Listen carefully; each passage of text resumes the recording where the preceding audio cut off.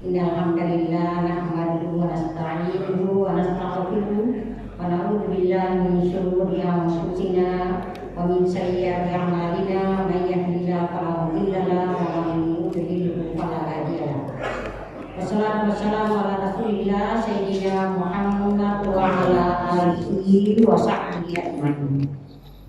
Syukur alhamdulillah, subuh hari ini kita masih diberi nikmat kesempatan oleh Allah Subhanahu wa taala untuk melaksanakan salat subuh berjamaah, meraih beberapa pahala yang disediakan oleh Allah Subhanahu wa taala, mulai dari kita meninggalkan rumah, langkah-langkah kita sudah dihitung apabila duduk di rumah berjalan.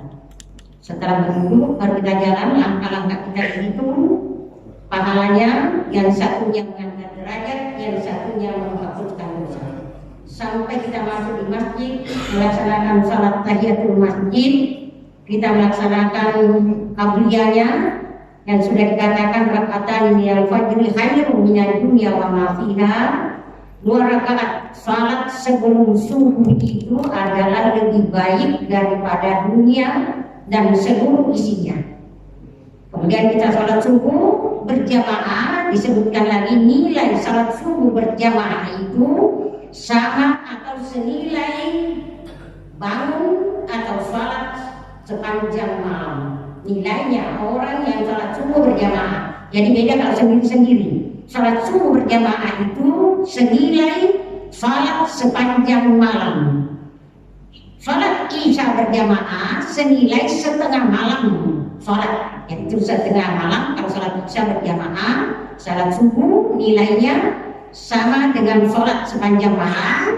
Kemudian 2 rakaat yang kita kerjakan sebelumnya lebih baik daripada dunia dan seluruh isinya. Saya akan menyampaikan pada bapak-bapak dan ibu, mungkin pertanyaan kenapa kita sholat, kenapa disebut sholat. Di dalam surah Az-Zariyat ada disebutkan wa ma a'udzu billahi minasyaitonir rajim wa ma khalaqtul jinna wal insa illa liya'budun. Aku tidak menciptakan jin dan manusia itu kecuali hanya untuk menyembahku.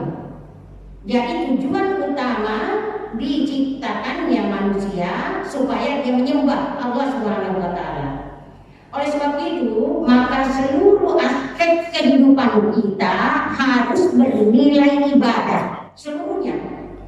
Jadi bukan hanya sholat, tapi seluruh aspek kehidupan kita, apapun yang kita kerjakan itu harus bernilai ibadah. Bagaimana bernilai ibadah? Harus niatnya karena Allah Subhanahu wa taala. Jadi beristri karena Allah. Kalau beristri, saya mengistrikan dia karena dia cantik, ya, bisa karena dia cantik. Saya bersuamikan dia karena dia banyak uangnya. Saya bersuamikan dia karena dia seorang pejabat. Kalau niatnya seperti itu dapat dunianya, tetapi pahalanya tidak ada karena tidak ada niat karena Allah. Oleh sebab itu, kalau ada dulu yang berniat saya menikahi istri saya sekarang ini karena dulu cantik luar biasa, ya, harus merubah niatnya, tapi bukan merubah istri, merubah niat, ya, memperbaharui niat, bukan memperbaharui istri, ya, memperbaharui niat. Kalau bersuami dulu niatnya tidak benar, karena mamanya tidak beratnya, niatnya tidak benar karena mendunia. Niat kita itu harus akhirat, tidak boleh hanya mendunia. Kalau mendunia ini singkat, di sini hanya sebentar. Kita cuma datang di waktu pagi dan pulang, tidak sampai siang kita sudah akan pulang. Jadi niatnya harus jauh ke depan karena Allah tidak pernah hilang.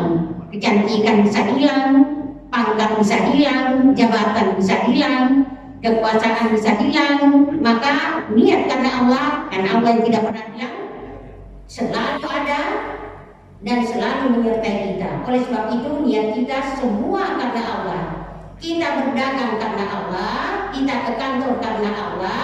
Kalau ke kantor, ya saya ke kantor supaya bisa dapat uang untuk menghidupi anak dan istri, ya dapat. Tetapi pahala ke kantornya tidak ada.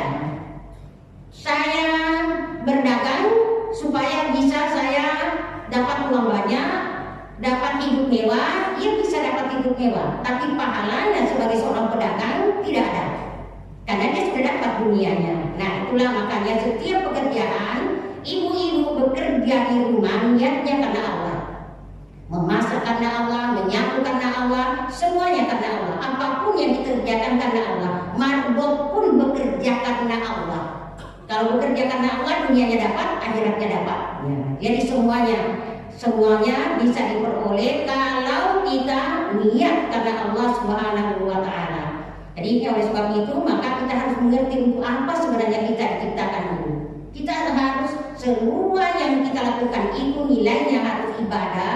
Kalau nilainya harus ibadah, berarti niatnya karena Allah Subhanahu wa Ta'ala. Jadi apapun yang kita kerjakan, saya ini kerjakan karena Allah semata-mata. Saya berjalan karena Allah semata-mata. Yang lainnya itu adalah Allah yang akan mengaturnya, Allah yang akan memberikannya. Nah, bapak-bapak, ibu-ibu, hadirin yang saya hormati, tentang salat kita diingatkan di dalam surah Al-Baqarah, hafizu 'alas salawati was salatil wusta wa qumu lillahi qanitin. Hafizu, jaga salat itu. Kita diperintahkan oleh Allah, jaga. Jangan sampai lewat, jangan sampai disia-siakan, jangan sampai tidak dikerjakan. Hafizu, jaga baik-baik salat itu. Jaga salat itu. Wassalatu wusta, dan salat wusta. Wa qumu lillahi qanitin, dan laksanakanlah salat itu dengan khusyuk. Itu perintah dalam Al-Quran.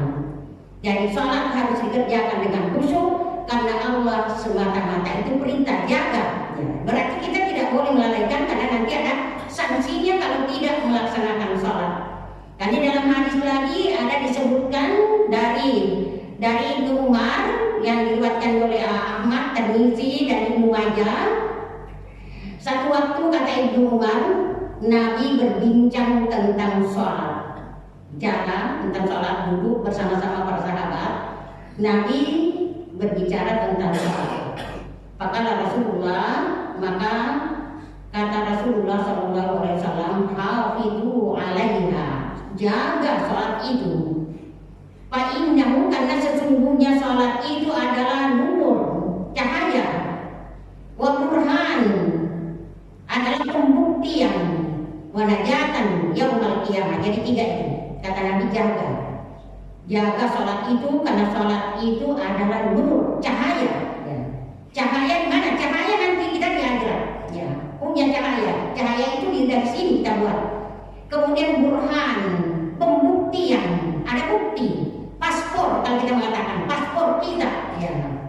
Burhan itu paspor yang kita pegang dengan salat itu, wanajatan yaumil qiyamah, dan kebebasan, ada pembebasan nanti di akhirat, artinya dibebaskan dari siksa di neraka. Jadi itu kata Nabi, jaga itu supaya dapat cahaya, jangan gelap.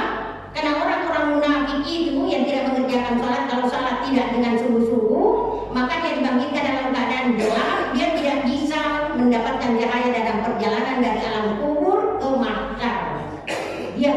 Dia tidak punya cahaya. Tapi orang Islam punya cahaya. Sampai disebutkan dalam surah Kahf, hai tunggu saya, kita kan tetanggaan dulu, kamu punya cahaya. Ya, tunggu saya. Maka pada waktu itu maka diadakanlah batas antara orang mukmin ini dengan orang kafir, sehingga di depannya adalah rahmat dan di belakangnya adalah azab. Artinya dia tidak bisa mendapatkan cahaya. Orang munafik itu tidak punya cahaya. Jadi hati-hati dengan kemunafikan, tidak dapat cahaya. Jadi orang Islam, orang yang salat, yang menjaga salatnya dengan khusyuk, dia akan mendapatkan cahaya. Jadi melihat cahaya, mulai dari mulutnya sudah bercahaya, sholatnya sudah bercahaya. Jadi orang Islam itu penuh dengan cahaya. Nah, kita juga jalan dari rumah, kita dianjurkan oleh Nabi doa. Kalau kita tinggalkan rumah, Allahumma ja'al fi qalbi nura. Kita berangkat dari rumah itu dalam perjalanan, ngomongnya kita begitu, ya Allah, jadikan dalam kalbuku ini cahaya. Allahumma ja'al fi qalbi nura wa fi basari nura, penglihatan saya cahaya, wa fi sam'i nura, pendengaran saya ada cahaya, wa fi amami nura, di depan saya ada cahaya, dan wa fi yamini nura wa an shimali nura, di sebelah kiri cahaya, wa min fawqi nura, dan di atas saya cahaya, wa min khalfi nura, belakang saya cahaya, wa min tahti nura, di bawah saya cahaya, waj'al ala kulli badani nura, jadikan seluruh tubuh saya ini bercahaya. Itu doa kita dalam perjalanan menuju masjid. Jadi mulai dari rumah kita sudah minta cahaya itu penting. Karena kalau tidak cahaya, bagaimana gelapnya di hari akhirat? Cahaya ini kita buat dari sini. Dengan sholat maka kita akan mendapatkan nur. Dengan wudu ada tanda, Nabi akan mengenal kita dengan tanda wudu. Ya, Nabi melihat, oh ini umat saya. Kita mudah-mudahan mendapatkan syafaat dari Nabi dengan tanda bahwa ada wudhu yang dipelihara. Maka oleh sebab itu wudhulah dengan sempurna. Jangan asal wudhu, tapi pelihara wudhu itu, laksanakan wudhu dengan sempurna, laksanakan salat secara sempurna. Dan saya lanjutkan tadi hadis kata Nabi, siapa yang tidak menjaga salatnya maka tidak ada cahaya. Falam takun nur, dia tidak akan memperoleh cahaya kalau dia tidak salat, tidak menjaga salatnya. Tidak ada burhan, tidak ada pembuktian, tidak ada paspornya. Wanajatan minan nar, walai sanajatan minan nar, dan dia tidak punya dan dia tidak akan dibebaskan dari hari akhirat nanti, di hari kiamat nanti. Dan dia tidak ada pembebasan. Karena kalau dia sholat berarti dia sudah terjaga, terlindungi dari api neraka. Dalam Al-Quran disebutkan waktu dilempar masuk ke dalam neraka, penjaga neraka mengatakan, kenapa kamu masuk di sini? Ini neraka Saqar. Apa jawabnya orang yang dilemparkan itu? Qalu lam naku minal musallin. Kami ini orang-orang yang tidak sholat. Salah satu di antaranya mengapa dia masuk di neraka Saqar itu karena tidak sholat. Jadi artinya orang yang sholat itu tadi najatan yaumul qiyamah, dia terbebas dari api neraka. Selanjutnya hadis Nabi, siapa yang tidak tadi mendapatkan burhan, tidak ada pembebasan, dan di hari kiamat nanti dia bersama dengan Firaun, bersama dengan Qarun, bersama dengan Haman, dan bersama dengan Ubay bin Khalaf. Ya, Ubay bin Khalaf. Jadi empat itu kata Nabi. Mengapa? Karena orang-orang yang sibuk dengan kekuasaannya, sibuk dengan jabatannya, sehingga tidak melaksanakan sholat, dia di neraka bersama dengan Firaun, kata Nabi. Dia bersama dengan Firaun karena sibuk dengan jabatannya, sibuk dengan kekuasaannya, sibuk sebagai dengan pangkat-pangkatnya. Tapi dia tidak melaksanakan sholat, maka tempatnya adalah di neraka bersama dengan Firaun. Kalau dia sibuk dengan hartanya, begitu banyak hartanya, saya bimbang terlalu kaya. Ya. Orang terkaya di dunia umpama, nomor berapa dia di dunia, tetapi dia tidak sholat, maka kata Nabi dia bersama dengan Qarun. Qarun ini maka dikatakan orang ya dapat harta karun, artinya orang sangat banyak hartanya, tetapi dia tidak percaya kepada Allah Subhanahu Wa Taala. Dia bersama dengan Firaun. Jadi orang yang bimbang dengan kebanyakan hartanya sampai dia tidak melaksanakan perintah Allah, tidak sholat, maka dia bersama dengan Qarun. Orang yang sibuk dengan jabatan, dengan di dalam pemerintahan, sibuk mengatur pemerintahan, ini dan itu diatur dalam pemerintahan, tapi tidak melaksanakan sholat, kata Nabi dia bersama dengan Haman. Jadi ada semua teman-temannya, ada temannya, ya. Dia bersama dengan Haman.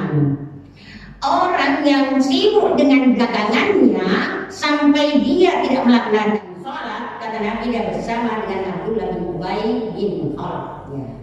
Yang munafik itu yang memfitnah Aisyah waktu ya, sampai sekota Madinah itu memfitnah Aisyah pada waktu itu. Jadi ini yang teroknya adalah Ubay bin Khalaf itu. Nah, bapak-bapak, ibu-ibu hadirin yang saya hormati, tentang sholat tentu kita sudah banyak melaksanakannya. Yang penting ialah bagaimana kita menjaga sholat itu agar supaya kita dapat melaksanakannya secara khusyuk. Maka kita harus mengerti, jadi bukan karena kita sudah sholat maka tidak perlu saya belajar lagi tentang sholat. Kita terus harus belajar tentang sholat Siapa tahu ada di antara pekerjaan saat yang kita kerjakan itu tidak sesuai dengan sunnah, tidak sesuai dengan apa yang disampaikan oleh Rasulullah SAW.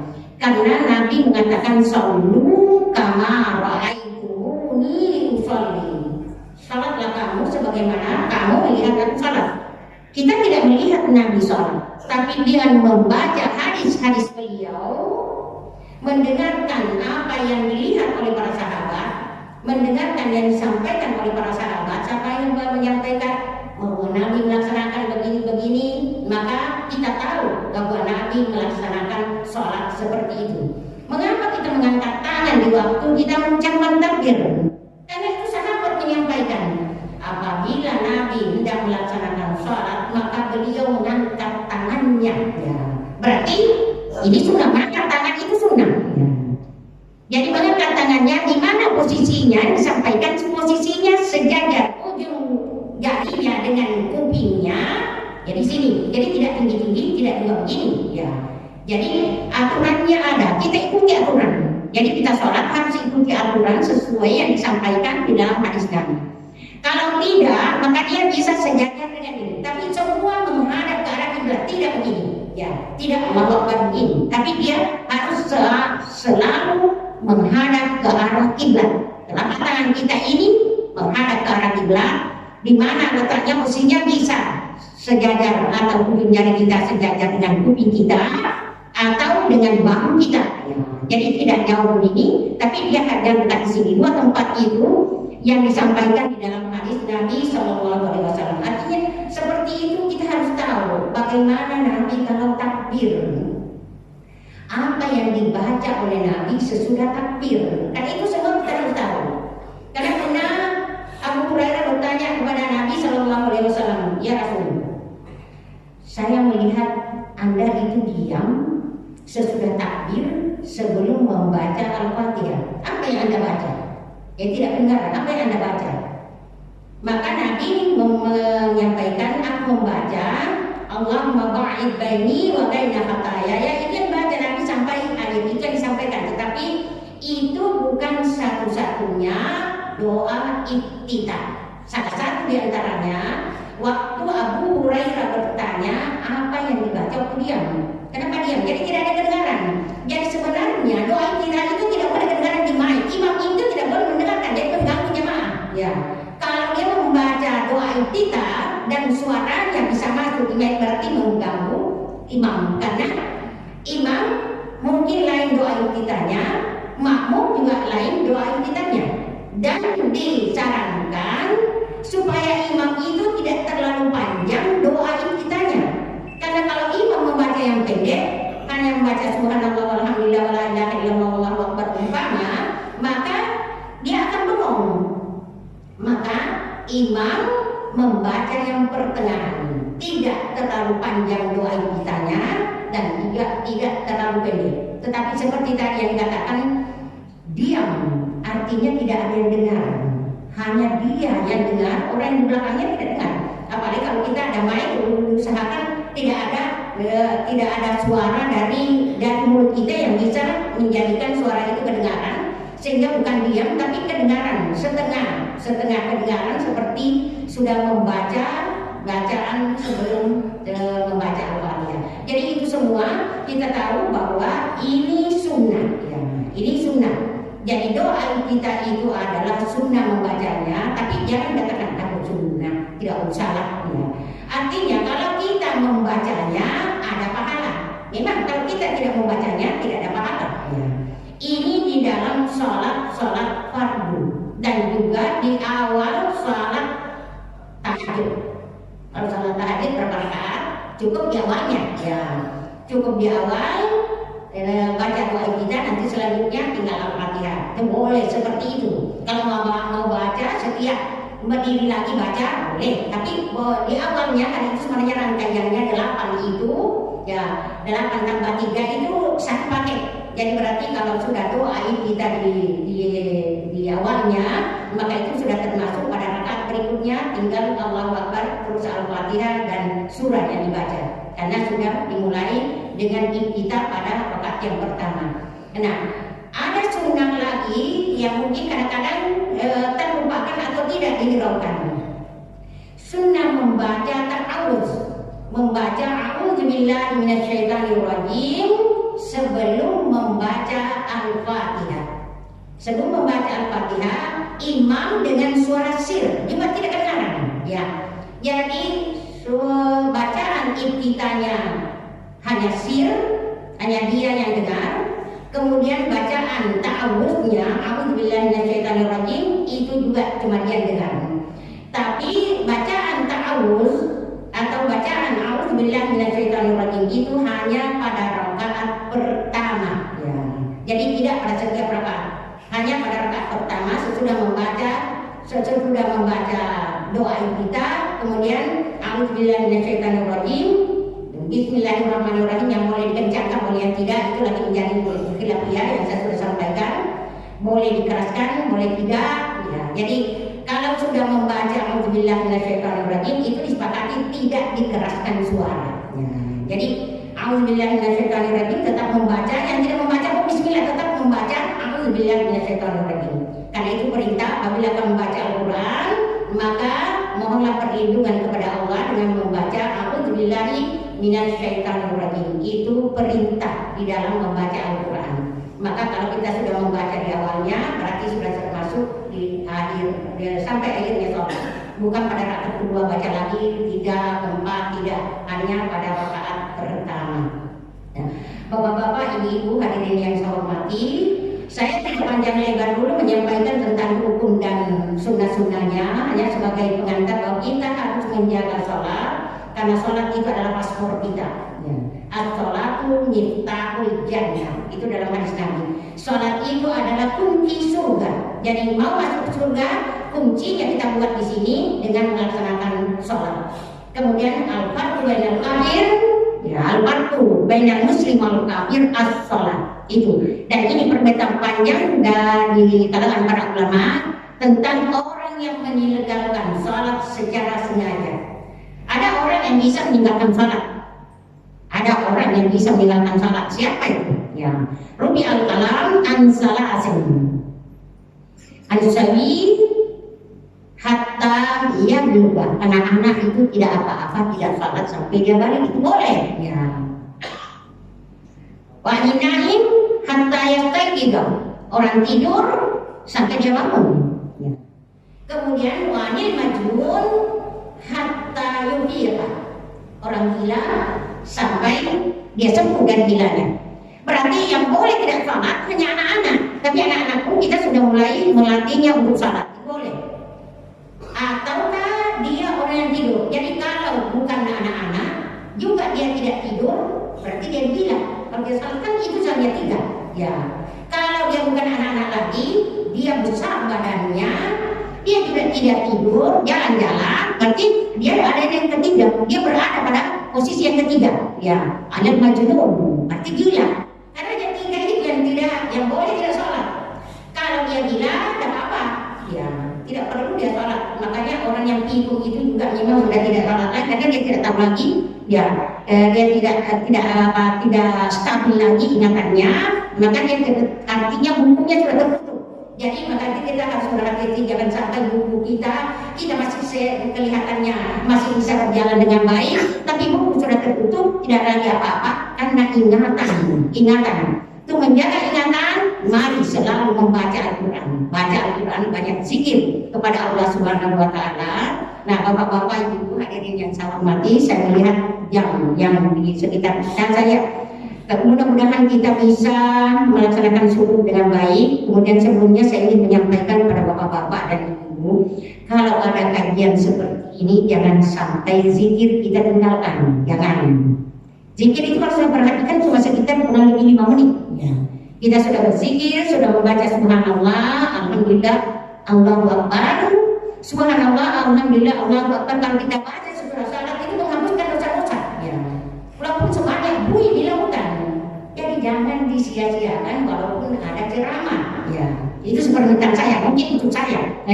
Yang lain saya tidak tahu. Tapi kalau saya minta tetap ada zikir, tetap kita sempurnakan seperti biasa, doa baru kita mulai. Karena itu waktunya mungkin hanya kurang lebih 5 menit kita gunakan.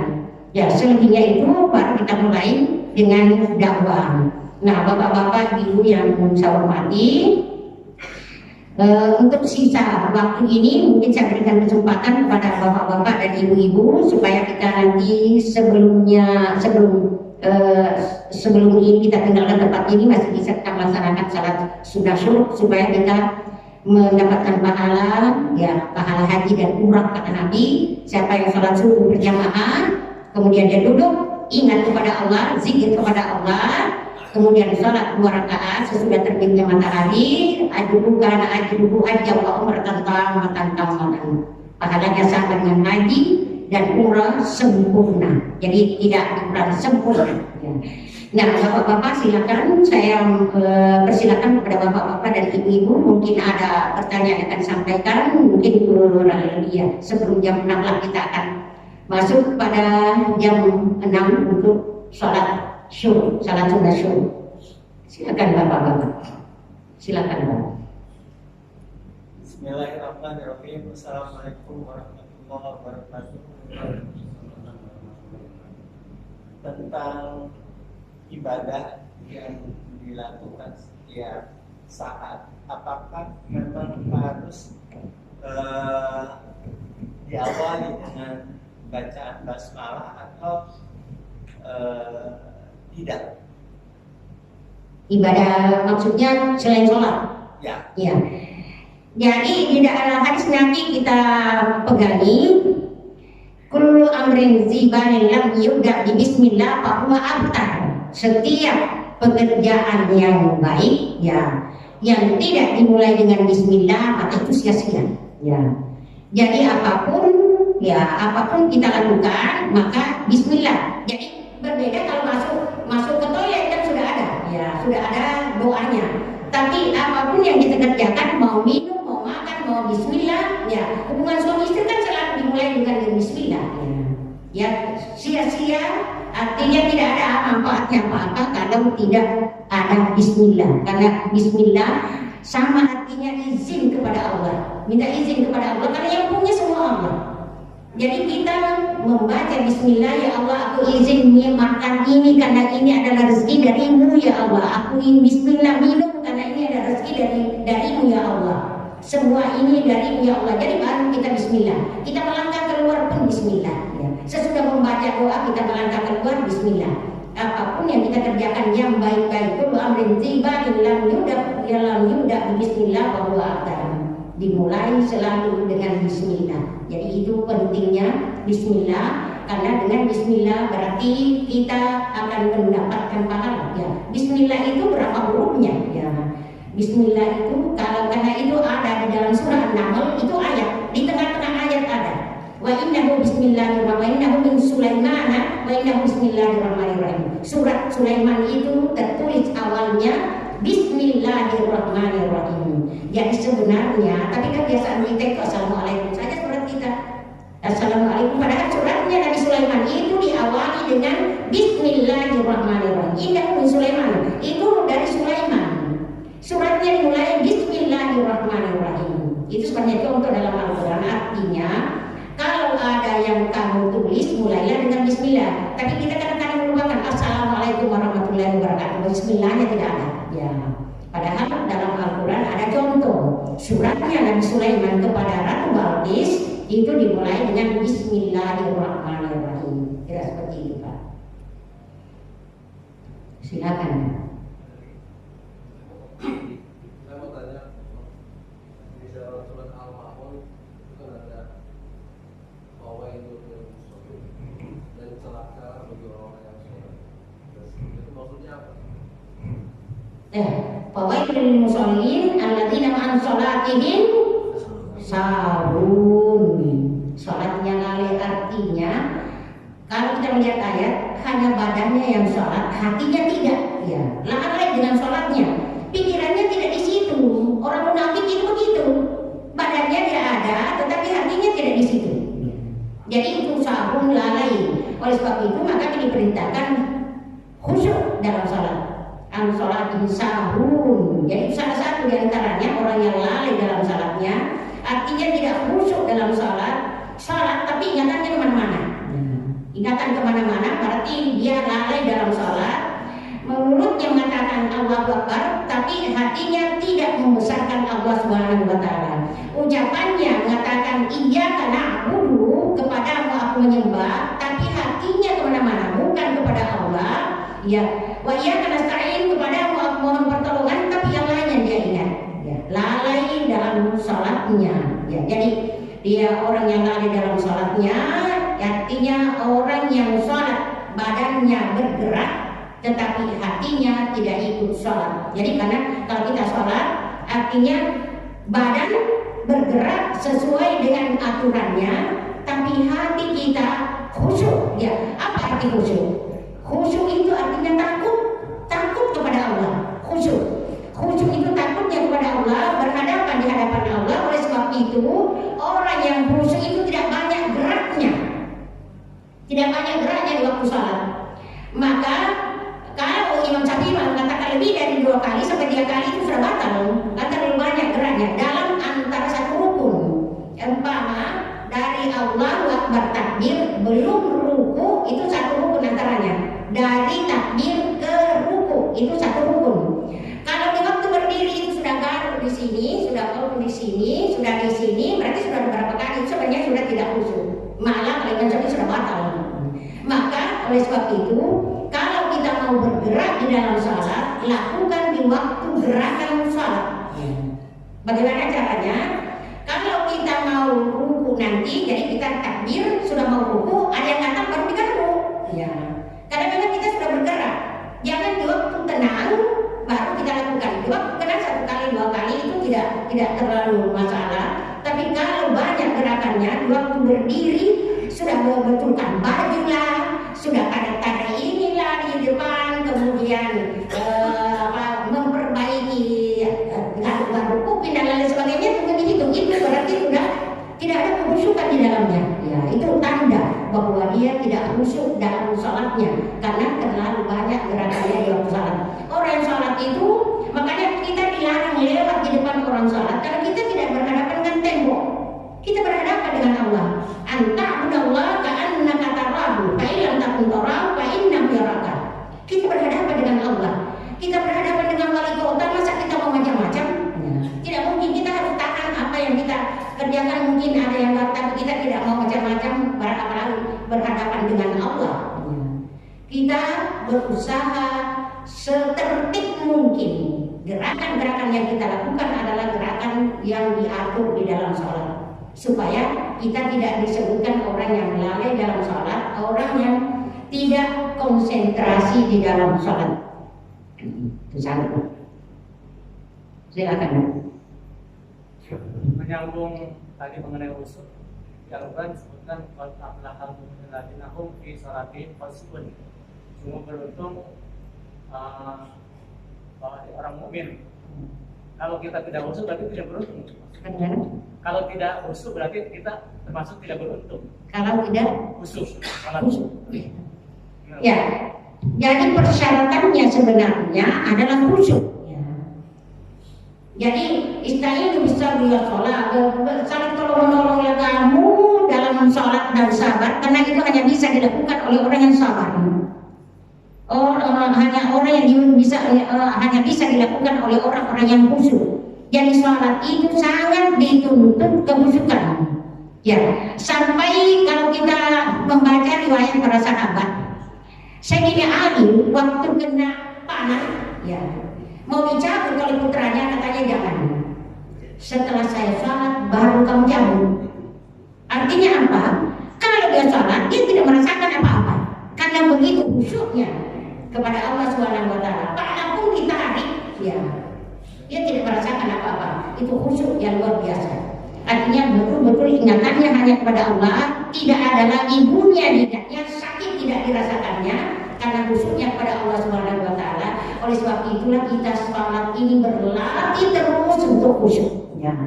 Berlatih terus untuk khusyuk, karena orang-orang yang berbahagia itu kan aflahal mu'minun. Orang mukmin yang bahagia itu adalah orang yang khusyuk dalam sholatnya. Artinya kalau kita baca ayat, kalau belum khusyuk dalam sholat, belum termasuk dalam kategori mukmin yang berbahagia. Karena mukmin yang berbahagia itu orang yang khusyuk dalam sholatnya. Maka kita sholat terus menerus, kita latih diri kita supaya bisa sholat. Kita berusaha, makanya selalu diadakan kalau sholat usahakan dekat tembok, jangan sampai orang lewat lalu lalang di depan kita. Kalau tidak, adakan sutra atau adakan pembatas supaya dia tidak melangkah di depan kita.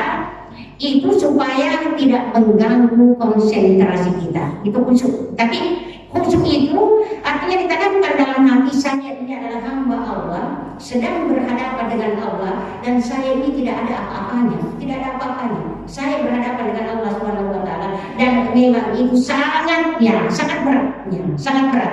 Karena mulai dari kita takbir masih bagus. Baca Al-Fatihah terus ingat teman-teman dulu, sudah mulai ingat teman-temannya, setan itu sudah mulai menggoda, ingat ini, ingat itu. Maka Abu Hamka katakan, kalau terjadi godaan seperti itu, kata Abu Hamka, terus yakinkan dalam hatimu itu ciptaan Allah. Ya. Jadi kembali, itu ciptaan Allah. Jadi ingat bahwa apa yang kita ingat tadi, siapapun yang kita ingat, mungkin ingat suami, ingat anak, ingat pekerjaan, terus kita kembalikan bahwa semuanya adalah ciptaan Allah Subhanahu wa taala. Karena memang syaitan itu tidak senang kalau kita khusyuk.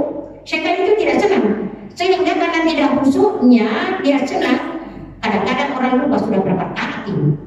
Apakah kita ini sudah tahiyat awal atau tidak? Itu kan dengan syaitan semuanya. Tetapi jalan keluarnya ada. Karena selalu dia ingin supaya kita lupa sholat kita. Coba perhatikan, kalau mengingat yang lain makin lupa tadi bacanya apa. Atau kalau sudah tadi mungkin dia tahiyat, tapi karena ingatannya melenceng, tadi saya tahiyat awal atau tidak? Padahal tahiyat awal ya, tahiyat. Tetapi karena diganggu oleh setan, maka dia menjadikan lupa dia. Tetapi kita punya jalan keluar. Jalan keluar tidak usah batalkan sholatnya, karena kita diajarkan sujud sahwi 2 kali. Jadi itu ada jalan keluar, sekiranya seperti itu. Satu lagi. Ini banyak.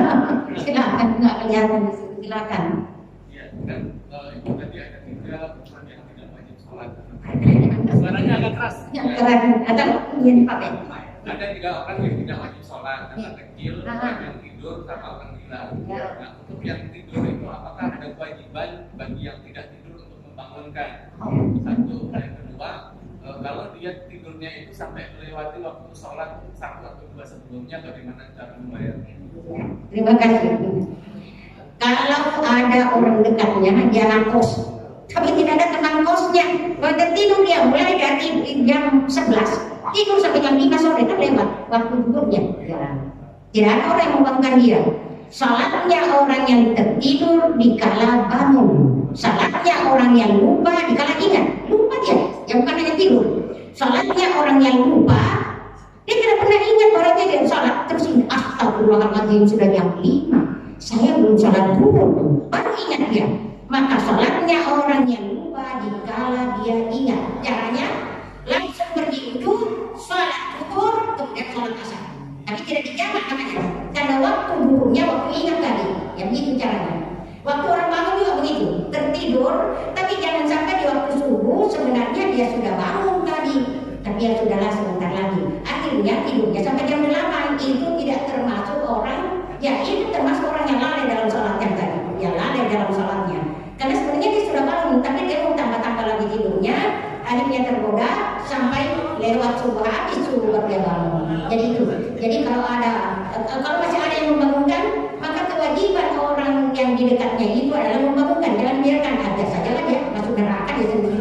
Tidak boleh.